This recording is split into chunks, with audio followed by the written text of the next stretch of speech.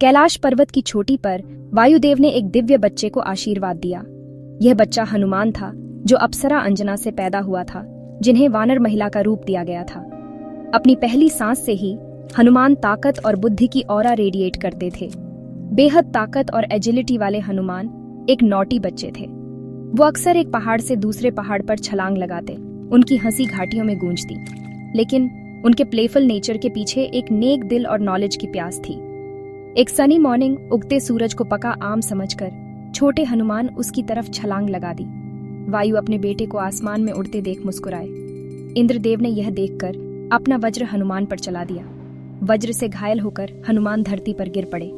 क्रोधित वायु ने अपनी शक्तियां वापस ले लीं, जिससे दुनिया घुटन महसूस करने लगी। देवताओं ने अपनी गलती का एहसास किया और वायुदेव को शांत करने के लिए दौड़े। ब्रह्मा जी ने हनुमान को जीवित किया और उन्हें असाधारण शक्तियों का आशीर्वाद दिया।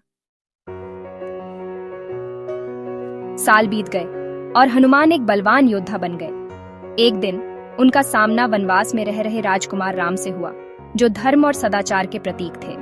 हनुमान राम की ऑरा से तुरंत आकर्षित हुए और उन्होंने राम के प्रति अपनी अटूट निष्ठा का वादा किया। राम हनुमान की ताकत और भक्ति से प्रभावित होकर उन्हें भाई के रूप में गले लगाया। हनुमान राम के साथी बन गए। उनका दिल अपने नए स्वामी के लिए प्यार और प्रशंसा से भर गया।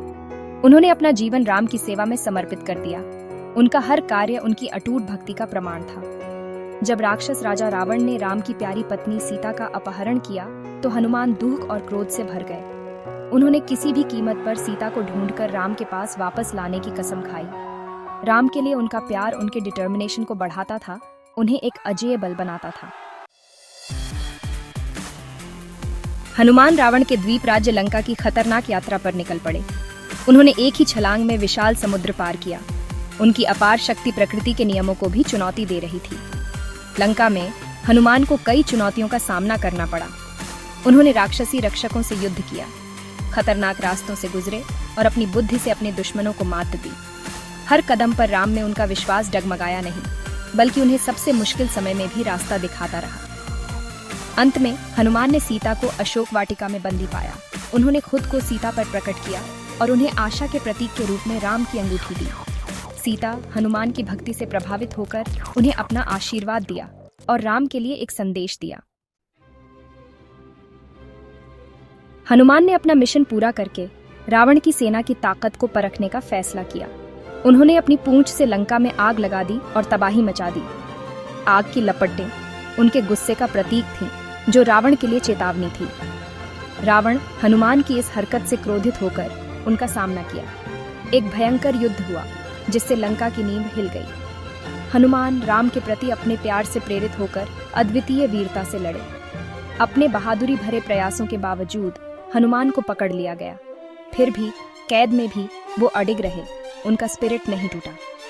उन्होंने अपनी बुद्धि और चतुराई से रावण के दरबार में फूट डाली, जिससे राक्षस राजा की शक्ति और कमजोर हो गई। हनुमान के कार्यों ने राम के लंका आगमन का मार्ग प्रशस्त किया। राम की सेना और रावण की सेनाओं के बीच एक भयंकर युद्ध हुआ। हनुमान राम के साथ लड़ते हुए अद्वितीय साहस और ताकत दिखाई। अंत में एक लंबी और कठिन लड़ाई के बाद राम ने रावण पर विजय प्राप्त की और दुनिया से बुराई का नाश किया। सीता को बचा लिया गया और शांति बहाल हो गई। हनुमान ने खुशी से भरे दिल से अपने प्रिय स्वामी से किया अपना वादा पूरा किया।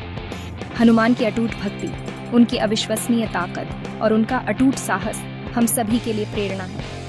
वो हमें प्यार, निष्ठा और निस्वार्थता का सही अर्थ सिखाते हैं। उनकी कहानी एक कालातीत महाकाव्य है, जो हमें याद दिलाती है कि विपरीत परिस्थितियों में भी विश्वास और दृढ़ता किसी भी बाधा को पार कर सकती है।